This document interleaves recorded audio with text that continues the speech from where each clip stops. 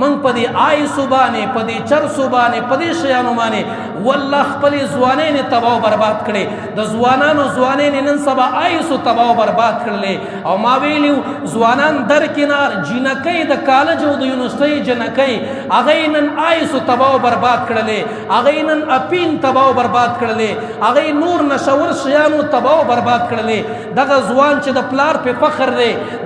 دغه ځوان چې د پلار ورته سترګې دي دا د غلط کس سره کېناستو هغې په آیسو باندې راواړو هغې په چرسو باندې راواړو هغې په بل بلا متر راواړو پلار ناست دی سوال زاری کې الله دې بچي باندې څه چلو شو الله دا بچی څنګه پوه کړمه ځوانه زما نصیحت واوره ته خو په نشه کې ډوب پروت یې ځوانه زما نصیحت واوره ته خو ملګرو سره چرس دې وڅکل آیس دې وڅکل بله نشه دې وکړه خو دا سپین ږیری پلار دې کور کې په سرو سترګو باندې ستا دپاره جاړي هغه سپین سرې مور دې ستا دپاره ناسته ده جړا